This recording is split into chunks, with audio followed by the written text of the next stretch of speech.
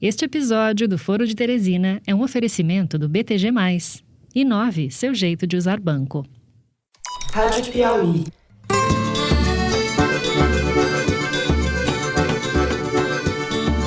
Olá, está começando mais um Foro de Teresina, o podcast de política da revista Piauí.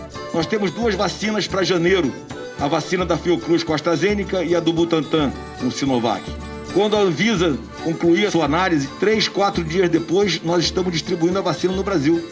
Hoje nós estamos numa formação um pouco diferente. O nosso Toledão não participa do programa porque pegou Covid na última semana e está em casa se recuperando.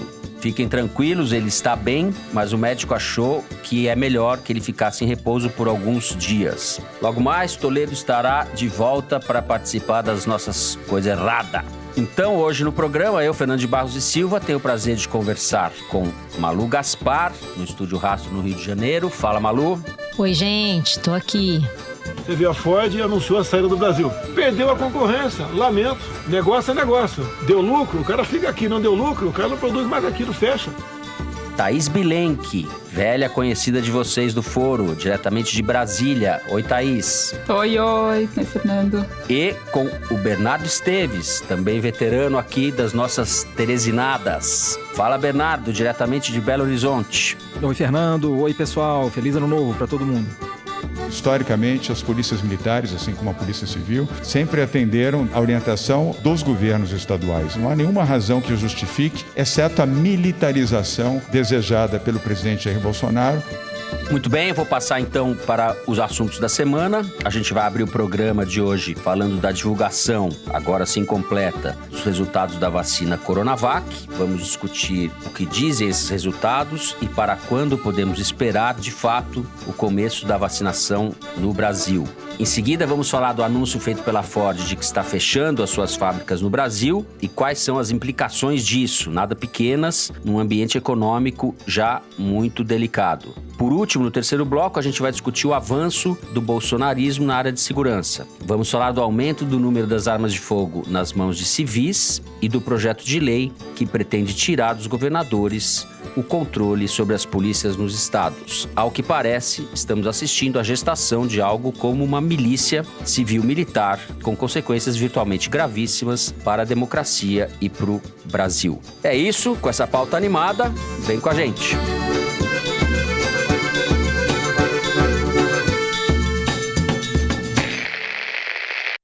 Muito bem, o Brasil vive um momento de recrudescimento da pandemia. Na quarta-feira dessa semana foram registradas quase 1.300 mortes. As médias de pessoas infectadas e das vítimas fatais da doença estão subindo. Cidades como Manaus voltaram a ser cenário de filmes de terror. O número de enterros bateu recordes nos últimos 4 dias na cidade. Enquanto isso, há muita indefinição ainda sobre o início da vacinação no país. De objetivo, nós sabemos que chegarão da Índia no final de semana 2 milhões de doses da vacina de Oxford, produzida pela AstraZeneca em parceria com a Fiocruz. Além dela, já estão no Brasil armazenadas 6 milhões de doses que foram importadas da China, da Coronavac, que é feita em parceria com o Instituto Butantan.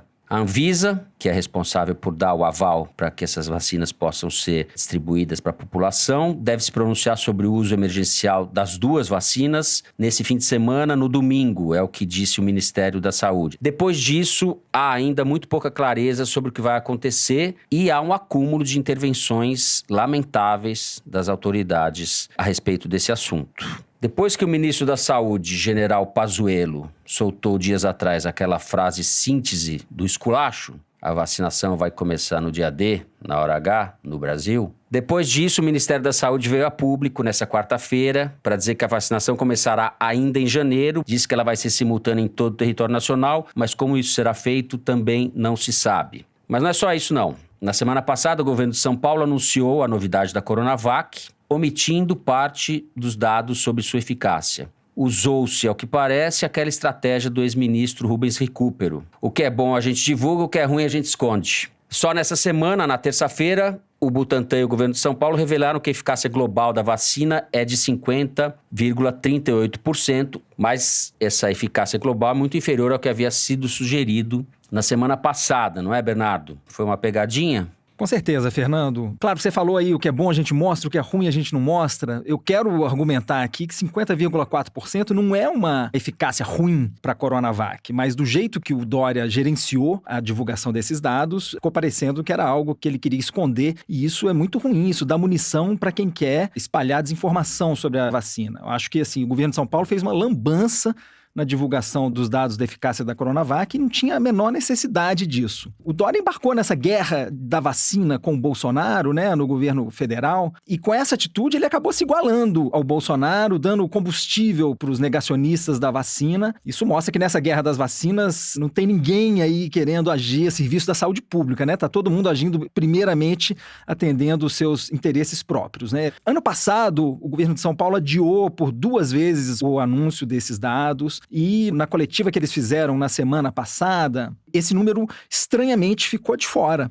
Embora já tenha isso divulgado, explica pro ouvinte os números que foram divulgados, que foi 78 e 100, e esse número de 50,4, arredondando, que foi omitido, né? Isso, pois é, 78, esse é um número muito bom. Esses números todos dizem respeito a uma comparação entre 2 grupos dos ensaios clínicos. Quem tomou o placebo, né, ou seja, tomou um composto sem saber que não era a vacina, e quem tomou de fato a vacina que estava sendo testada. Então, entre quem tomou o placebo e quem tomou a vacina, houve uma diminuição de 78% do risco das pessoas contraírem uma versão leve da Covid. Esse número circulou muito na semana passada, esse 78%, e 50,4%. Não é uma eficácia ruim, a OMS vem falando isso faz meses, né? Vem se dizendo que é útil sim para a gente virar esse jogo, enfrentar a pandemia. A gente tem contratos, né, para dezenas de milhões de doses dessa vacina. Então, enfim, esse é um número que deveria ter sido anunciado desde o começo.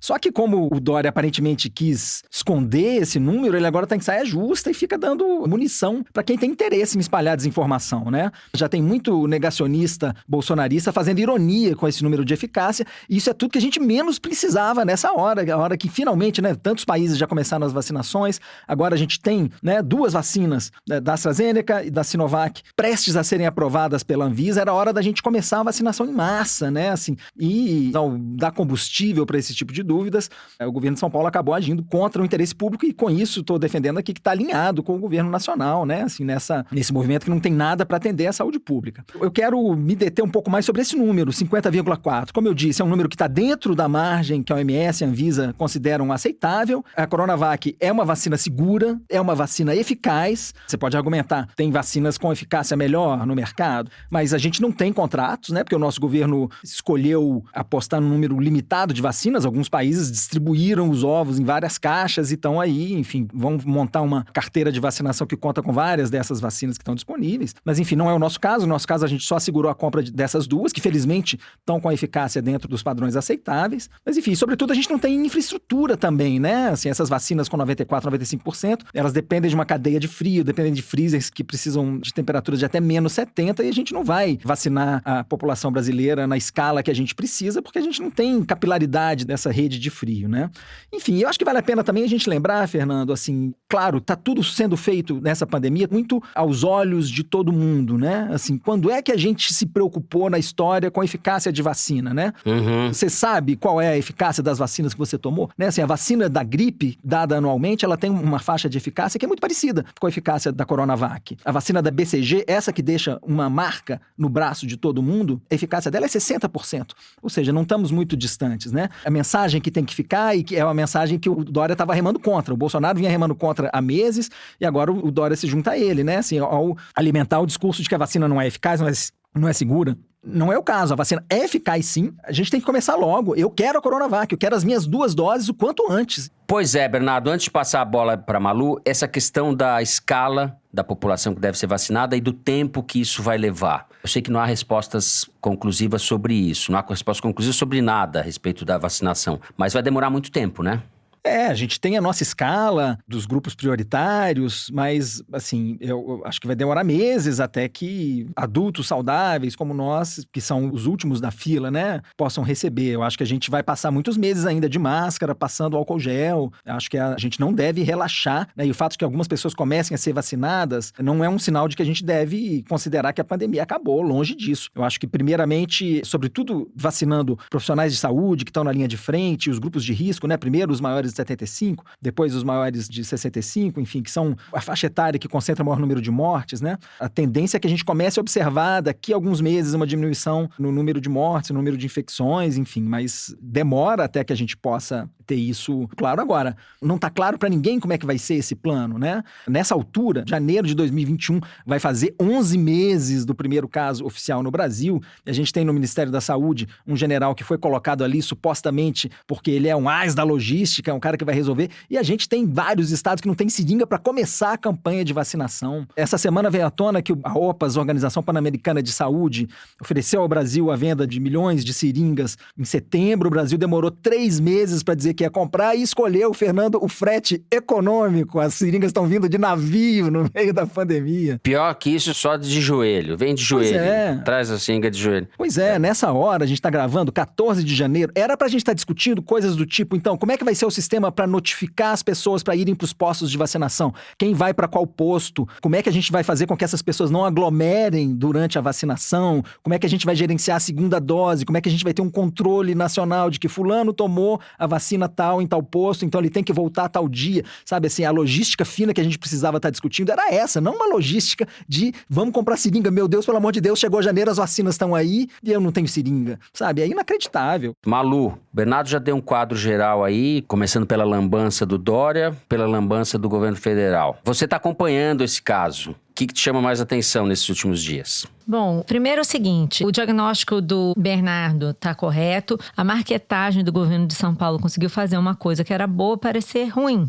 né? Esse 50,4% de resultado de eficácia no estudo global da Coronavac é um resultado aceitável, né? Você tem algumas particularidades nesse estudo, até queria comentar aqui que a gente tem recebido comentários de ouvintes, um deles o infectologista Mauro Chester, que é professor titular da UFRJ, respeitado no mundo inteiro pelos estudos que ele realiza, e também recebi uma nota da Sociedade Brasileira de Imunologia sobre o mesmo assunto. Os dois ponderando que não seria correto a gente comparar os estudos, tipo o estudo da Coronavac com o estudo da Fiocruz, ou da Moderna, ou da Pfizer, porque esses estudos eles são feitos em condições diferentes, com públicos diferentes. A de Oxford, por exemplo, é no público geral, e a do Butantan entre profissionais de saúde, que estão muito mais expostos ao vírus, e também os critérios que se considera para confirmar um caso de Covid são muito diferentes conforme o estudo, então que não é correto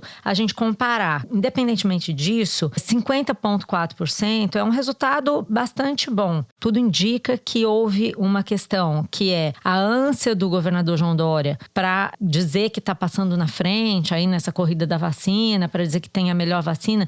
Toda entrevista coletiva ele pressiona a Anvisa para aprovar logo o uso emergencial da Coronavac, mas quando você entra lá no painel de dados da Anvisa para ver os dados que já foram submetidos, faltam dados a serem fornecidos pelo Butantan, então existe uma queda de braço aí que é muito mais fruto de retórica, mas eu não acredito que não vá ser aprovada. A questão aí é justamente o marketing todo. Se o 50% é o mínimo, eles poderiam muito bem ter explicado a coisa como foi explicado na última entrevista coletiva. Foi explicado de forma didática como é que foi feito o estudo, qual foi a eficácia dele. Claro, seria melhor que todo mundo fosse vacinado e ficasse imune na primeira dose da vacina? Obviamente que sim, mas a gente tem que pensar que a gente está numa situação completamente atípica na história e está sendo desenvolvida uma vacina num prazo muito curto para os padrões da ciência. Então seria correto, se isso tivesse sido explicado antes dos 78% que vieram aí como um dado maquiado num PowerPoint pouco claro, teria sido melhor, obviamente. Mas, independentemente disso, a vacina existe, ela está disponível, ela está em São Paulo e assim que ela for aprovada, ela vai ser usada e foi comprada pelo governo federal. Então, por isso,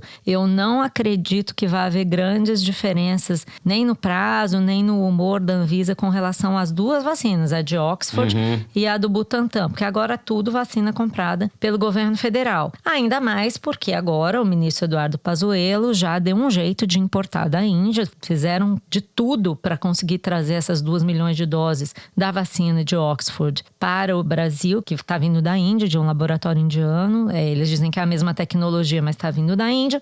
E já está prevendo que seja feita a primeira imunização, a primeira pessoa seria vacinada no Palácio do Planalto. E até agora ninguém sabe quem vai receber essas vacinas. São 2 milhões de doses. Não é tanto assim. O ministro da Saúde diz que vai distribuir as vacinas de forma isonômica entre as capitais, principalmente. Divide 2 milhões de doses por 27 capitais. Dá 74 mil doses. Não dá para absolutamente nada. Sim, mas são esses 2 milhões mais 6 milhões da Coronavac. Sim, mas em princípio ele vai distribuir as 2 milhões. E aí, quanto a essas 6 milhões da Coronavac, a gente tem que lembrar que o Dória também tem seu plano. Não está claro, eu mesmo tenho perguntado isso, dessas 6 milhões que estão em São Paulo, quantas vão para Brasília ou para serem distribuídas para outros estados, quantas vão ficar em São Paulo? Isso não vai ser simples. Além do que, o ministro Pazuello esteve em Manaus essa semana, dizendo que priorizaria Manaus por causa da situação de calamidade que existe lá no estado. Quantas vão ser enviadas para o estado? Então, assim, é uma sensação, não é só que estão correndo cada um para tirar sua primeira foto da vacina. Estão correndo para fazer isso e não estão fazendo o resto. É isso que mais me aflige, eu me sinto ofendida com isso como cidadã. Eu não sei se vocês tiveram a chance de acompanhar a entrevista coletiva do ministro Pazuello a semana passada, que na verdade não foi nem uma entrevista, foi mais um esporro, porque ele passou boa parte do tempo dando bronca nos jornalistas que não publicavam as notícias da forma como ele achava que deveriam.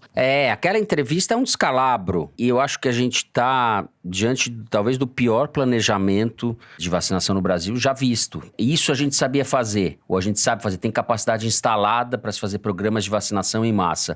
O governo de São Paulo não conversa com o governo federal? Você falou, a gente não sabe quanto vai sair de São Paulo, quanto vai ficar em São Paulo. Eles não conseguem se entender, existe um bloqueio ao diálogo entre o governo federal e o governo do estado por conta dessa guerra política. E aí, assim, você pode até tentar, mas não se pode conversar com o governo de São Paulo. Então, assim, se você não pode conversar, não tem como você acertar as coisas, né? Já até falei sobre isso nessa Piauí que está nas bancas nesse mês, de como se funciona uma reunião no Ministério da Saúde. As pessoas não têm nem ordem para falar uma depois da outra. Não existe um mínimo de planejamento dentro do Ministério. Então fica difícil. Não é que nem aqui, né, Malu? Que é tudo organizadinho. Aqui é essa bagunça, mas pelo menos tem um mínimo de ordem, né? É muito assustador. E o pior é o seguinte, vai acabar todo mundo vacinando. Só que vai ser assim, vai se perder muito dinheiro, vai se perder muita vacina. Muita vida. Já está se perdendo, né? Estão se perdendo muitas vidas. O setor privado vai entrar, vai ser tudo assim, né? É muito mal feito, né? Eu só acho importante lembrar que a gente está de olho, se alguém duvida disso, a gente está de volta ao olho do furacão agora, assim. A taxa de transmissão está lá em cima, média móvel batendo 1.000 mortes por dia de novo, né? Pela primeira vez desde agosto. Isso porque a gente está só começando a ver o reflexo das aglomerações de fim de ano, né? A tendência é que, enfim, esses números continuem puxados aí nos próximos dias. Média móvel de novos casos nos últimos 7 dias é a maior desde o começo da pandemia, 54 mil novos diagnósticos por dia. E nas UTIs está tenso também. Na rede pública, a gente tem 9 capitais que estão com mais de 80% das UTIs para Covid ocupadas. Manaus, Boa Vista, Macapá, Belém, BH, Vitória, Rio, Curitiba e Campo Grande. Esses números são do período entre 21 de dezembro e 4 de janeiro. Quer dizer, tá pior, vai piorar, Fernando. A gente tem que continuar de olho. O vírus está aí entre nós. E o fato de que provavelmente algumas pessoas já terão sido vacinadas daqui até o próximo programa, mas quero reforçar essa mensagem. Isso está longe de significar. É o começo da virada, mas o reflexo disso vai demorar alguns meses. Vamos seguir de olho, seguir isolados na medida do possível, porque a coisa tá feia lá fora. Bom, gente, infelizmente eu tenho que voltar aqui para fazer um adendo, porque o Bernardo falou aí que a coisa estava ruim, difícil e que podia piorar, e de fato foi o que aconteceu ao longo do dia, com o fim do estoque de oxigênio para os pacientes dos hospitais de Manaus. A gente presenciou aí uma situação tenebrosa de médicos tentando socorrer seus pacientes sem a menor estrutura, sem a menor condição, não conseguiam salvar as pessoas que foram morrendo asfixiadas. Alguns estados se prontificaram a transferir, a receber pacientes do Amazonas que estejam em estado grave, tenham condições de ser transferidos, estão buscando uma forma de levar mais oxigênio da Venezuela ou de outros países para o Amazonas. Realmente uma situação muito difícil, muito penosa para todo mundo, mas apesar disso, na sua live de toda quinta-feira, o presidente Bolsonaro defendeu a gestão do ministro Pazuello, disse que dificilmente há alguém melhor do que Pazuello para estar no Ministério da Saúde, que segunda-feira ele estava trabalhando cedo em Manaus, numa flagrante mentira, disse que o general resolveu imediatamente o problema de gente morrendo sem ar em Manaus e ainda disse que críticas ele aceita, mas lamenta o que ele chamou de perseguição. A gente aqui lamenta esse tipo de declaração e deixa aqui a nossa solidariedade, tanto para os parentes das vítimas, para os amigos das pessoas que hoje, infelizmente, perderam sua vida e para os médicos e profissionais de saúde que estão passando por essa situação tão terrível. Bom, nós vamos encerrando o primeiro bloco do programa por aqui. Na sequência, nós vamos falar da Ford, da economia, da crise, da recuperação em V, prometida pelo ministro Paulo Guedes, né? Seria o ano da virada esse. A gente já volta.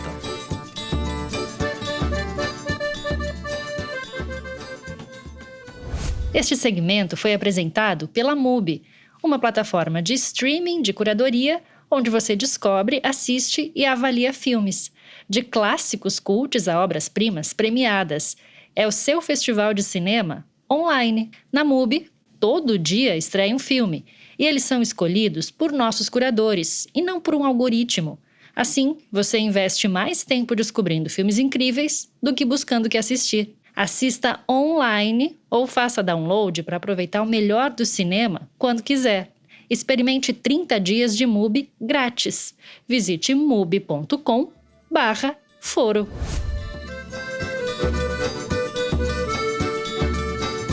Muito bem, a Ford se instalou no Brasil em 1919, há mais de 100 anos, em São Paulo. Pouco mais de um século depois, a primeira montadora a funcionar no país anunciou que não vai mais fabricar carros por aqui. Está de saída. A produção da fábrica de Camaçari, na Bahia, e de Taubaté, no interior de São Paulo, será interrompida imediatamente. A fábrica de Horizonte, no Ceará, também deve ser desativada até meados do ano. A Ford possui mais de 6.600 funcionários no país. Quase todos devem perder o emprego. Mas o impacto da saída da montadora vai muito além, porque afeta toda uma cadeia econômica que tinha na produção do carro centro de gravidade. O prefeito de Camaçari disse que apenas na cidade ele estima uma perda de mais de 12 mil empregos. Outro aspecto, Malu, é a enxurrada de benefícios fiscais que têm sido concedidos ao setor automotivo nas últimas décadas. De 2000 a esse ano, ou seja, em 20 anos, a União deixou de arrecadar cerca de 69 bilhões de reais em impostos. Não obstante, a venda de carros vem diminuindo. A Ford sofreu uma redução grande no ano passado e a decisão da empresa teria sido motivada por uma reestruturação global. O problema é complexo, a gente sabe. A brilhante administração de Jair Bolsonaro tem alguma culpa nesse cartório ou não? Sim, o problema é bastante complexo e eu passei os últimos dias consultando aí os universitários para tentar entender justamente o que cabe a quem fazer e se a gente pode destrinchar esse processo de forma que fique claro qual é o problema. Acho que o problema não foi provocado pelo governo Bolsonaro. A questão é que o governo Bolsonaro não sabe lidar com ele, pode vir a agravá-lo. Primeiro assim, existe realmente uma questão que não é do Brasil especificamente, que é global, que é uma transformação radical na indústria automotiva, principalmente com o surgimento do carro elétrico, que transforma a própria forma de fabricar o veículo, muda toda a cadeia da indústria, tem muito mais tecnologia aplicada e também com a mudança no padrão de consumo mesmo no mundo. Menos gente tem querido comprar carros, se você tem mais transporte público, mais aplicativos de carona, de uso de carro compartilhado, tudo isso está modificando a forma de consumo e a própria configuração da indústria, e a Ford não se adaptou bem a esse cenário e demitiu funcionários nos Estados Unidos, fechou fábricas na Europa e também cancelou planos de expansão. Isso nada tem a ver com o Brasil. Ele é um processo que está acontecendo no mundo inteiro e a gente leu muito sobre isso há anos atrás, a quebradeira de empresas fabricantes de veículos nos Estados Unidos, né? Detroit, o caso de Detroit é um grande exemplo disso e para quem não viu, eu recomendo que se assistam o incrível documentário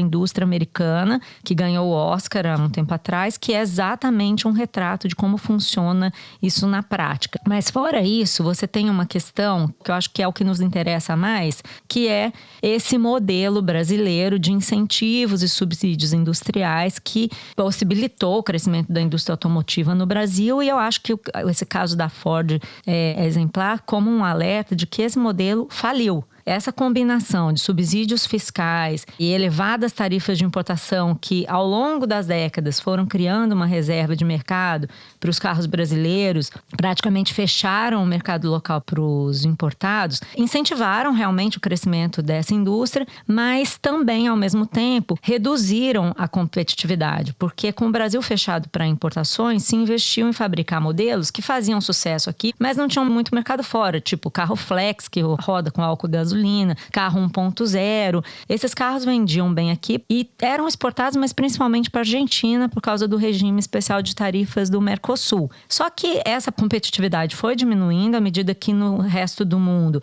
as cadeias de produção se dividiam. Eu tive acesso a um estudo do Banco Mundial, que até foi feito para o governo brasileiro, que mostra que no resto do mundo, enquanto os países dividiram as suas linhas de produção por país, cada país fazendo as partes do veículo que eles sabiam fazer melhor, no Brasil não. Aqui você produz tudo do começo ao fim. A ideia era incentivar a criação de uma cadeia ampla de fornecedores. Mas como não havia metas de produtividade, não havia uma escala para ir reduzindo os subsídios à medida que certas metas fossem atingidas, a indústria ficou dependente desses subsídios. E aí, com o tempo, especialmente ali para 2010, com a alta das commodities, o câmbio baixou muito, o dólar ficou barato, e com a falta de competitividade, nem mesmo essas proteções conseguiram impedir a entrada dos carros importados no Brasil. Então, chegamos ao início da década de 2010, importando mais do que a gente exportava, e segundo o diagnóstico do próprio governo da época, que era o governo Dilma, essa falta de competitividade, somada à ineficiência energética, tornava os veículos brasileiros até 40% menos eficientes do que os concorrentes vendidos lá fora. E aí se aplicou um remédio que foi, basicamente, dar mais proteção a essas empresas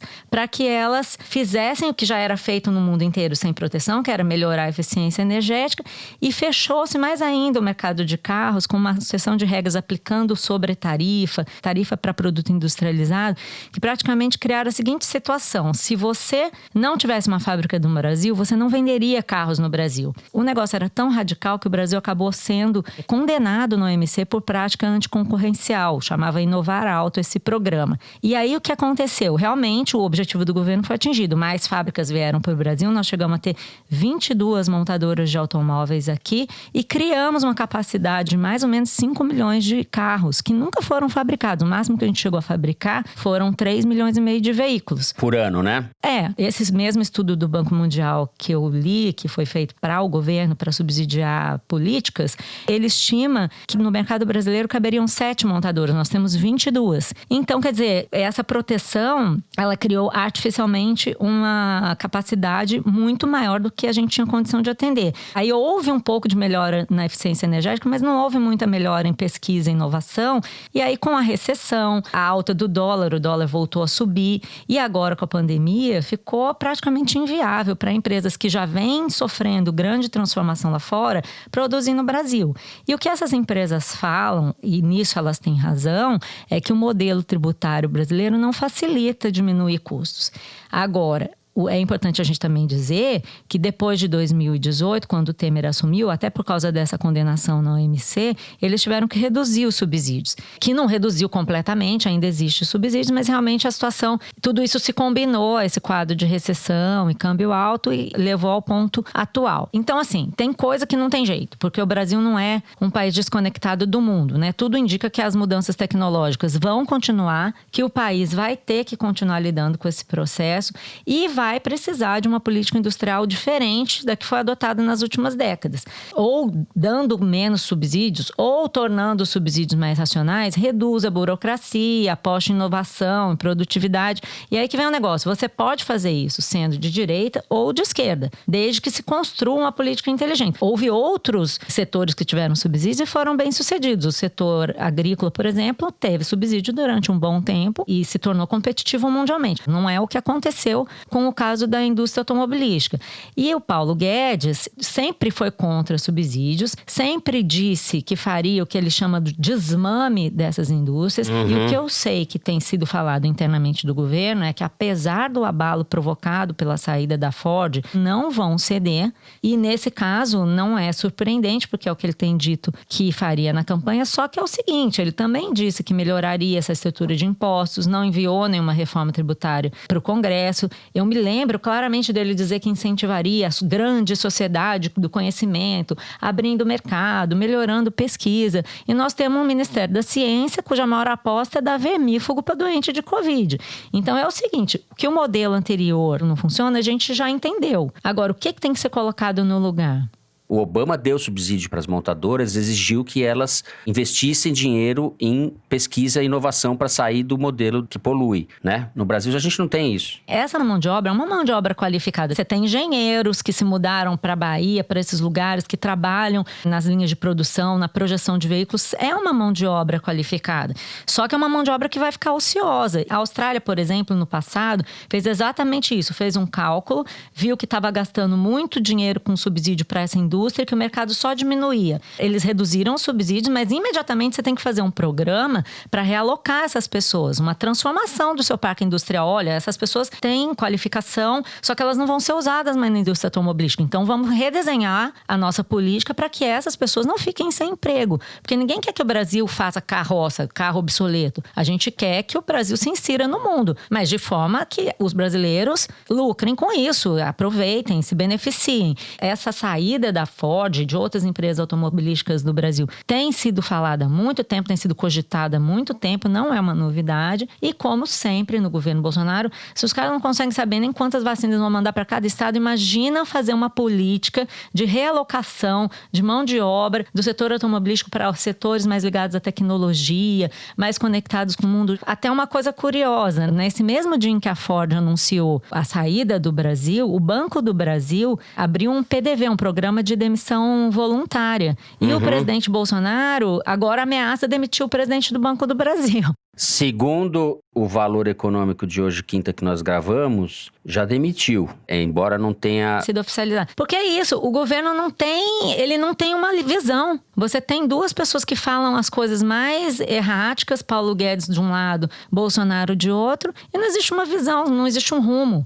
Deixa eu passar a bola para a nossa Thaís Bilenque, que está quietinha.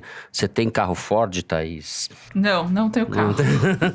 Mas enfim, a Malu citou o documentário Indústria Americana, né? Que ganhou o Oscar. E nesse documentário eles mostram a situação de uma cidade onde a indústria americana tinha fechado uma fábrica e no lugar se abriu uma fábrica chinesa e todo o choque cultural, além de econômico, que isso causou. E a loucura, né, numa notícia da Folha, é que o governo Bolsonaro, a equipe econômica, eles estão procurando apenas tapar o buraco, achar uma outra indústria para ocupar essas fábricas e sondando, vejam vocês, os chineses, a marca Chery. Mas pode? Chinês não é tudo, não é confiável. Os chineses vão botar chip no nosso carro.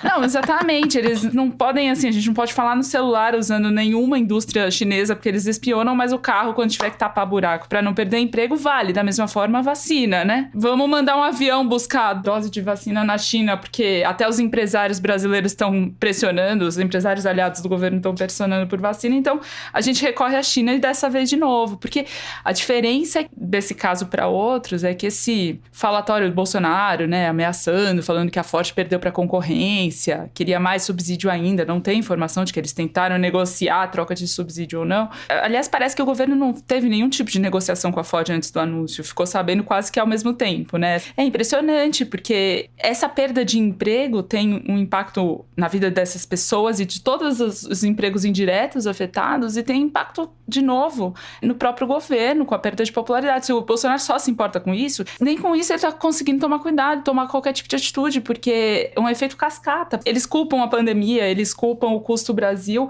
mas o custo Brasil e a pandemia estão aí, né? A Malu falou, não é culpa só desse governo, a pandemia não é culpa de governo nenhum, mas de qualquer forma é a situação que tem, e eles não têm nenhum tipo de atitude para isso, e também não querem nem saber, porque a nota do Ministério da Economia é de que o fechamento das fábricas da Ford acontecem apesar de toda a recuperação dos outros setores da indústria, e que tudo está indo muito bem. É, o mundo da fantasia. Você falou que o governo foi realmente pego de surpresa, dá para ver pela declaração do Mourão, pelas declarações amadoras desses caras. Um ressentimento também, porque o ACM Neto, por exemplo, na Bahia, disse que a Ford tem que passar por constrangimentos, agora vamos ver se eles cumpriram as contrapartidas exigidas para ter tanto subsídio, eles não vão sair assim. Como assim? Você tem que ver se eles cumpriram ao longo do processo. Não é quando o cara sai, você fala, agora você vai ficar de castigo, vou te retalhar, enfim. E aí você levanta a bola para os políticos cortarem, né? O Boulos mesmo foi irônico, falou, então quer dizer, a Ford vai fechar suas fábricas aqui, vai manter a produção na Argentina e no Uruguai, então quer dizer que um impeachment, um teto de gasto, uma reforma trabalhista e outra da Previdência não são suficientes para manter a confiança dos empresários, que era sempre o discurso que eles falavam, que eram medidas duras, mas que trariam confiança, melhorariam o ambiente de negócio. E vejamos nós onde estamos. Em vez de carro elétrico, vamos voltar a andar de charretes aqui no Brasil e produzir carrinhos de rolimã. Acho que vamos para isso, pelo jeito. Muito bem, eu vou encerrar então o segundo bloco por aqui e agora a gente vai para o número da semana, é isso, diretor? Aquela hora em que o nosso Luigi Maza sai dos bastidores e lê pra gente um número tirado da seção Igualdades, publicada toda semana no site da Piauí. Diga lá, Luigi. Então, gente, o número dessa vez é 700%. Sabe o que é isso? 700% é o quanto aumentou a circulação de pessoas em Praia Grande, litoral de São Paulo, no dia 1º de janeiro de 2021. Praia Grande, cidade que o Bolsonaro visitou, nadou, etc., foi coincidentemente a cidade do Brasil que teve maior pico de movimentação nas praias no feriado de Ano Novo. Esse aumento, só para explicar, é em comparação com a média diária do comecinho de 2020, quando ainda não tinha pandemia no Brasil. Ou seja, a movimentação de pessoas cresceu 700% em relação ao que era em janeiro e fevereiro do ano passado, quando não existia isolamento social. É um negócio impressionante. Esse Igualdades, feito pela Emily Almeida, Amanda Gurziza e Renata Buono, é baseado em dados do Google, que monitora a localização das pessoas e, com base nisso, faz relatórios toda semana para calcular a adesão que a quarentena está tendo no Brasil e em outros países. Agora, só a título de curiosidade, além de Praia Grande, que o Bolsonaro visitou, outra cidade que teve um pico de movimentação imenso na virada do ano foi Mangaratiba, cidade onde o Neymar tem uma mansão e onde ele fez aquela famosa festa de Réveillon aqui no Rio de Janeiro. O movimento nos mercados de lá cresceu 200% no Ano Novo. Tem que movimentar a economia, tá ok, Luigi? Não entendi nada. Mas agora aqui no Rio de Janeiro, novo governo, tudo maravilhoso, mas as boates estão funcionando, continua tendo festa na praia, ninguém faz nada, né? Estão liberando estádio e continuamos assim, né? As instituições estão funcionando perfeitamente. Eu vou ser a chata, mas eu vou dizer as escolas. Continuamos, nós estamos em 2021, mais um ano de crianças sem escola. Vamos embora. Bernardo, você tinha falado disso, do impacto, ele ainda está aparecendo, esse impacto, né? Ainda não acabou. Pois é, porque leva alguns dias ou semanas, né? Enfim, até que as pessoas desenvolvam sintomas e aquelas dentre as pessoas que contraíram e ficaram sintomáticas que vão precisar de atenção hospitalar, enfim. Então a gente tem um gap aí, né? Um hiato entre as aglomerações e quando a gente vai sentir isso nos sistemas de saúde. Isso não acabou ainda, né? Bom, depois desse número alentador, né? Como sempre, né, Luigi? Só vem com notícia boa aqui. Coisas boas e coisas novas, né, Luigi? Como eu costumo dizer.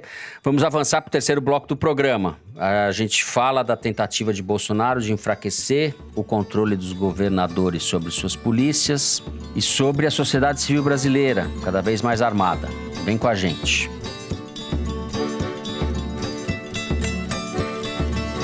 Muito bem. O Jornal Estado de São Paulo noticiou esses dias que o Congresso Nacional se prepara para votar 2 projetos de lei lei orgânica das polícias civil e militar que restringem o poder de governadores sobre os braços armados dos estados e também do Distrito Federal. As propostas trazem mudanças na estrutura das polícias. Por exemplo, cria a patente de general, que hoje é exclusiva das Forças Armadas, para as PMs, e cria um Conselho Nacional de Polícia Civil vinculado à União.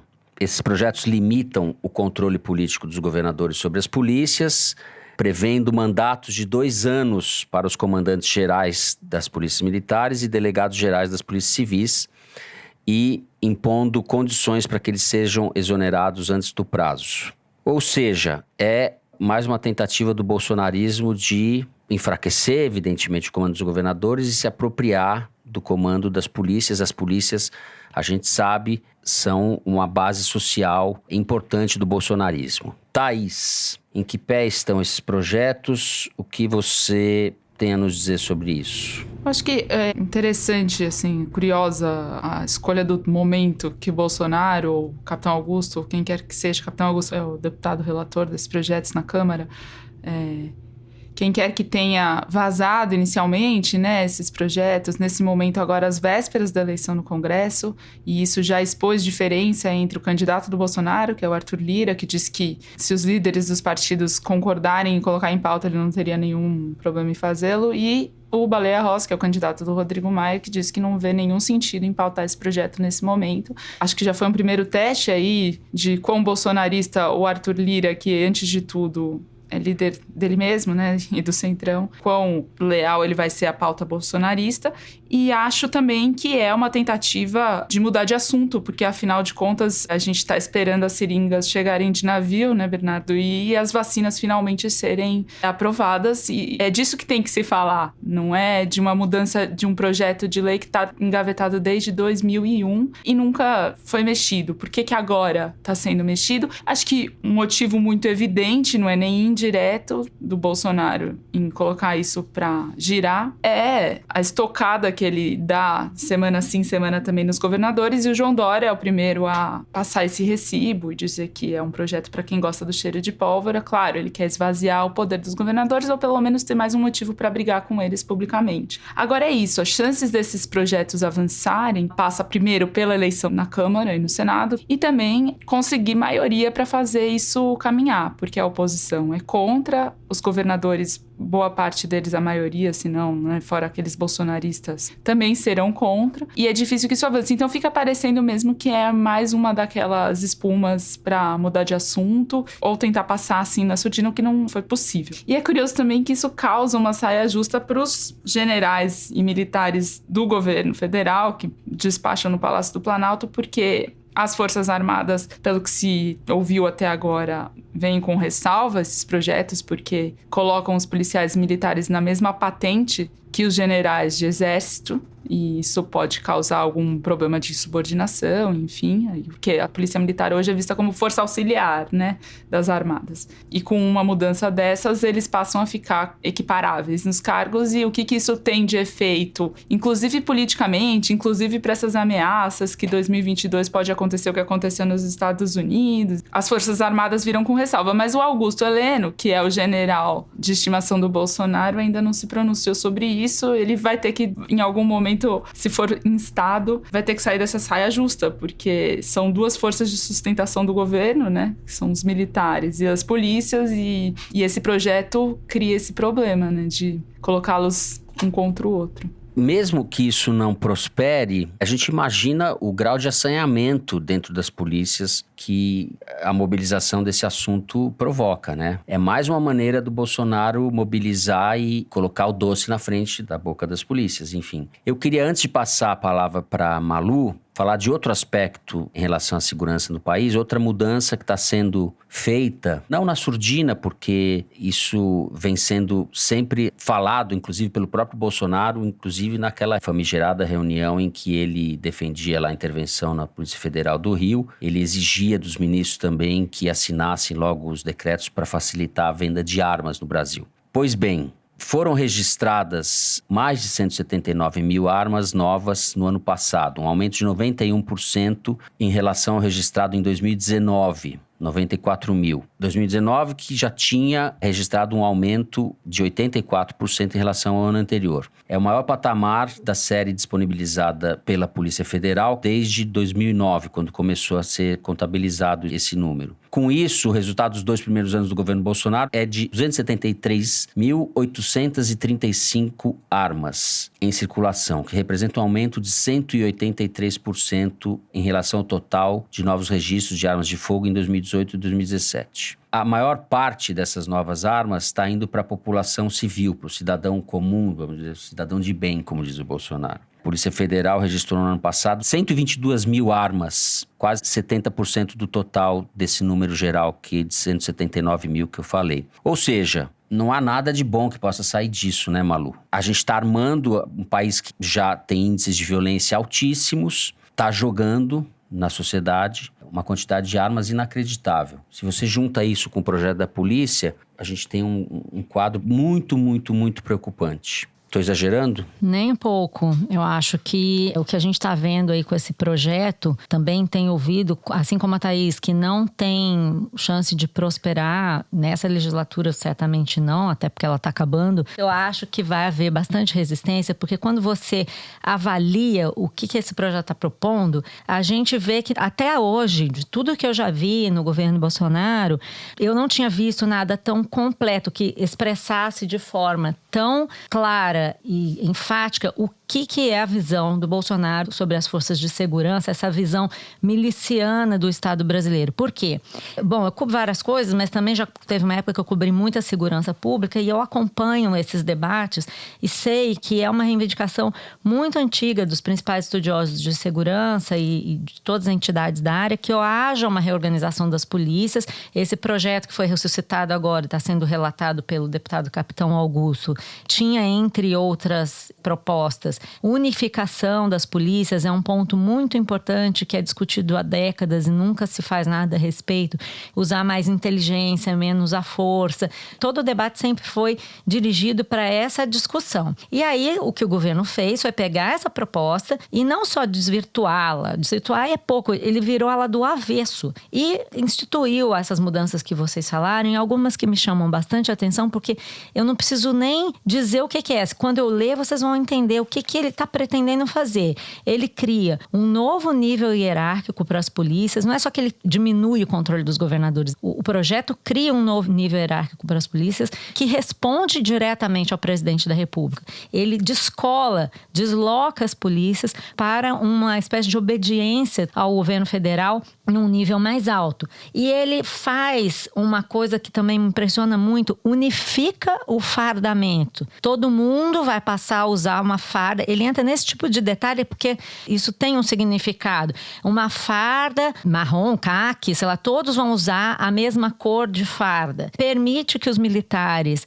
que são acusados em inquéritos policiais ou réus em processos sejam promovidos. Permite que eles sigam na carreira desde que o crime que eles tenham cometido tenha sido para defender a própria vida e estabelece que caberá às PMs e não mais à Polícia Federal a fiscalização da atividade de segurança privada. Bom, não precisa muito mais para você concluir que está havendo aqui um germe da formação de uma grande milícia, sob controle do próprio presidente da República. Estava pensando nesse ponto quando eu li o artigo do professor Arthur Maranhão da Costa, da UNB, que é conselheiro do Fórum de Segurança Pública, e ele faz um comentário que eu acho muito pertinente. Ele diz assim: as aventuras autoritárias sempre começam pelo controle das polícias e das forças armadas.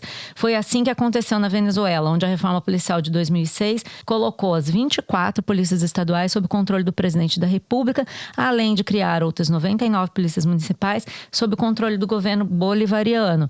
Então você tem uma nova polícia de farda marrom que obedece a um general e esse general só obedece ao presidente com aval para fazer o que elas quiserem, basicamente. É um perigo dos mais graves que eu já vi, assim, nunca vi nada parecido no governo Bolsonaro. É de uma ousadia inacreditável. viável. Eu custo a crer que os governadores vão deixar que o presidente da República avance nesse ponto, assim. Além do que, tem o Pacto Federativo, né? O Brasil é uma federação de estados. Não dá para você sair assim, entrando na casa dos outros, abrindo a geladeira. Não é assim que funciona, né? Imagina o Bolsonaro com controle institucional das polícias. Os problemas da polícia no Brasil, a gente sabe quais são, simplificando muito, mas indo ao ponto, são corrupção e violência excessiva, arbítrio, né? A polícia é muito corrupta e a polícia é muito violenta. Você, com essa reformulação, vai provavelmente empoderar esse tipo de comportamento. Junta-se a essa milícia virtual, digamos assim, formada pelos cidadãos de bem, entre 17 aspas de cada lado, que está representada nesse aumento de número de armas em circulação no país. A gente está vendo uma bomba sendo armada e espera-se realmente que as autoridades, no caso os congressistas, os governadores, se mobilizem e as entidades da sociedade civil, etc. É um clichê falar isso, mas realmente é necessário que as pessoas tenham dimensão do que está em jogo. Mas como você falou, né, Fernanda, é mel na boca desses policiais e isso galvaniza eles mais em torno do Bolsonaro, que vai criando um caldo que, independente da aprovação e do avanço desses projetos, vai fortalecendo esse cenário que a gente já está vendo se formar, né? Sim, é isso mesmo. Bom, é hora de terminarmos o terceiro bloco do programa. Em seguida, vocês vão poder me ver ganhando o Kinder Ovo da Malu. Vamos ver, né? Se vai ter arbitragem, problema de arbitragem de novo nesse programa. Fiquem aí que a gente já volta.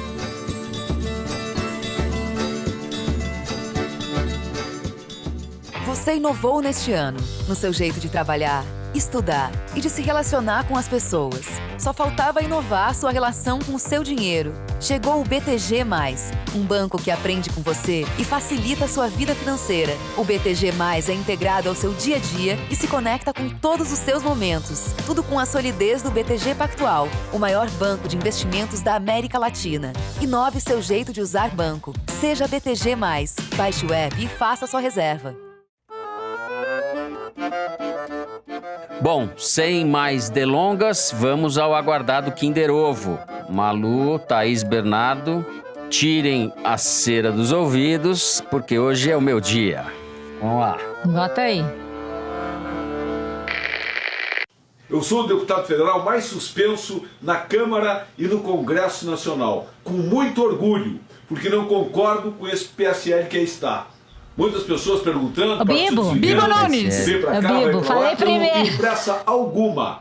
O meu interesse... Eu sempre chuto o Bibo Nunes. Já reparou? O meu eleitor, não, esse sotaquinho gaúcho é indefectível. Aumenta mais. Acha que não, urubu de plantão? Acha que não? Vai na minha rede social. Eu faria o seguinte, senhor Bivar, tenha bom senso agora. Libera quem está contra, quem não concorda com como vocês agem. Simples, cada um do seu lado, não tem problema nenhum. Quer vir na boa, eu sou um cara de boa, mas não me provoque. Como amigo, eu tenho defeito, mas como inimigo eu sou perfeito. Amei! Nossa, adorei essa frase. Bibo Nunes fornecendo repertório para mim. Como amigo eu tenho defeito, mas como inimigo eu sou perfeito. A bosta de amigo e um grande inimigo aí. Para registrar aqui, Maria Lúcia Gaspar, dessa vez eu tenho que admitir que ela ganhou. Bibo Nunes, deputado federal pelo PSL do Rio Grande do Sul, durante uma transmissão ao vivo nas suas redes sociais no último dia 8. Ele é um dos 20 deputados bolsonaristas que estão sofrendo processo de expulsão do PSL, esse grande brasileiro. PSL é esse partido firme. Só dessa vez eu vou te expulsar, vou te dar mais uma chance. Mas não dá, nós estamos indo para um grau aqui de... Avacalhação? Tá na sarjeta esse Kinder Ovo, né? Bibo Nunes. Ah, pelo amor de Deus. Mas o Kinder Ovo é isso aí, meu filho. É isso aí, é isso aí. Muito bem, depois desse Kinder Ovo de credibilidade duvidosa... Toda vez que eu ganho, a credibilidade é duvidosa. Não vou aceitar, é golpe. É golpe. Vamos passar para as cartinhas. Hora das cartinhas de vocês, ouvintes. Eu vou começar lendo uma mensagem que a gente recebeu da Maria Isabel, que marcou a gente no Twitter dizendo o seguinte: sou fanzaça do Foro e assino a Piauí há anos. Depois de escutar o programa, sempre ligo pro meu irmão para comentar o que foi dito. O Foro nos une. Nessa sexta-feira, dia 15, completo 34 anos e seria incrível receber de vocês um Opa, Bel. Vocês me viciaram em podcast fazem com que eu queira trocar o ramo dos direitos autorais pelo jornalismo. E se puderem, mandem também um abraço pro meu irmão Anwar, nome árabe. Beijos grandes. Então, opa, Bel, pra você. Bel e Anwar, um beijo pra todos. A produção tá me passando aqui uma mensagem do Leonardo Martins, que é de São Paulo, e mandou um e-mail falando assim: nesse Natal, a minha sogra me deu de presente uma assinatura da Piauí. A primeira revista chegou para mim nessa quarta-feira e já comecei lendo o texto da Malu com os bastidores de uma reunião do Ministério da Saúde. Confesso que dei risadas quando o Pazuello apresentou seu novo marqueteiro, o marqueteiro Marquinhos Marques. Não bastasse toda a cena, a sonoridade desse nome me fez pensar no que se tornou o governo brasileiro. Tudo é muito sem noção. Só posso concluir que estamos vivendo numa esquete interminável de Hermes e Renato. Beijos grandes em todos vocês. Leonardo, é Marquinhos com K, hein? Não, ele escreveu Marqueteiro Marquinhos com K. Muito bem. Fernando, vou ler aqui uma mensagem que você vai gostar. De um xará seu, Fernando Azan. Disse o seguinte: ouvindo o Kinder Ovo do último programa, um ouvinte leigo poderia achar que Toledo e a Malu eram os mais exaltados do programa. Mas nós, ouvintes experientes, já conhecemos o espectro de raiva de cada um de vocês. O mais exaltado de todos era o Fernando, evidentemente. Ele, que é um lorde, foi obrigado a dizer peraí 2 vezes porque não conseguia falar. Depois disso, ainda fechou com chave de ouro, mandando um puta que pariu. Foi maravilhoso.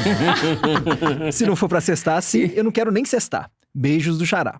Epa, obrigado. Esse palavrão que eu nunca disse na vida foi o Luigi que me dublou e a gente deixou no programa. Não fui eu que falei, na verdade, o palavrão. Eles querem me desmoralizar aqui no programa. Bom, antes de terminar então, eu quero ler uma mensagem muito bacana que a gente recebeu da nossa ouvinte Camila. Ela mandou um e-mail contando o seguinte: há algum tempo apresentei o foro para o meu irmão, o Vitor. Eu moro em São Paulo e quando viajo a Brasília tenho longas conversas com ele sobre política e atualidades. Sempre falamos do foro e da Piauí. Aliás, ele é um grande fã da Malu. Queria pedir a vocês que mandassem um beijo muito especial para o Vitor, que na última sexta-feira de manhã, justamente quando saiu o foro, me deu a notícia maravilhosa de que ele está se curando do câncer. Meu Deus, que sensacional! Ele está nessa luta desde 2019. Já que não pudemos celebrar juntos, espero que ele fique bem feliz com essa surpresa. Aproveito para pedir um beijo também para nossa mãe Nádia. Um abraço em todos vocês e obrigada por tudo. Nossa, que mensagem legal! Fiquei até emocionada, gente. Então, vou mandar um beijo pro Vitor e pra Camila. Vitor, notícia ótima para fazer nossa sexta-feira. Fique bem, um beijo pra Nádia e pra Camila também. Beijo pro Vitor, muito bem, muito bem. E pra Nádia, né? A Nádia é a mãe deles, né? Nádia é a mãe dessas 2 criaturas fofas. Muito bem. Então, com isso, a gente termina. Sem música, diretor? Sem música? Não sei, por que a gente não põe a imunização racional? Que é o que a gente está querendo. Eu proponho pra gente acabar com música. Uma música inspiradora pro Pazuello. Que beleza, é sentir. Opa! O diretor já tá chacoalhando lá do outro lado. Sextou. Essa é a Malu Gaspar, dançando no estúdio. Vocês não podem ver isso. Que beleza, é isso. Que beleza. Muito bem, ao som dessa música introduzida por Malu Gaspar, eu decreto encerrado o programa de hoje. Foro de Teresina, uma produção da Rádio Novelo para a revista Piauí, com a coordenação geral da Paula Scarpim. Nosso diretor é o Luiz de Maza, os nossos produtores são a Mari Faria e o Marcos Amoroso. O apoio de produção em São Paulo é do Vitor Hugo Brandalize, da Clara Reustab, do Renan Suquevicius e da Cláudia Holanda. A Mari Faria edita o vídeo do Foro Privilegiado, o teaser que a gente publica nas redes sociais da Piauí e no YouTube. A edição do programa é da Evelyn Argenta e do Thiago Picado. A finalização e a mixagem são do João Jabassi, que também é o intérprete da nossa melodia tema, composta por Vânia Salles e Beto Boreno. A nossa coordenação digital é feita pela Kellen Moraes e pela Juliana Jäger. A checagem do programa é feita pelo Gustavo Queiroz. O Foro de Teresina é gravado nas nossas casas e no Estúdio Rastro, com o apoio do Dani Di e do Gustavo Zisman. Eu, Fernando de Barros e Silva, me despeço deste belo trio de hoje. Thaís Bilenque. Tchau, Thaís. Tchau e boa recuperação pro Toledo. Isso aí. Bernardo Esteves. Tchau, Bernardo. Tchau, Fernando. Força pro Toledo. Um abraço, gente. Boa semana pra vocês. E você, Malu Gaspar, que beleza. Tchau, Malu. Que beleza, que beleza. Tchau, gente. Beijo, Toledovski. Estamos te esperando aqui. E vambora. Torcendo pela imunização racional. É isso. Bom, Malu, que aliás entra de férias na semana que vem, vai nos abandonar até o começo de fevereiro. É isso, Malu? Isso aí. Merecidas férias. Não sei se sobreviverei a esses dias sem Malu Gaspar. É isso aí, pessoal. Até a semana que vem.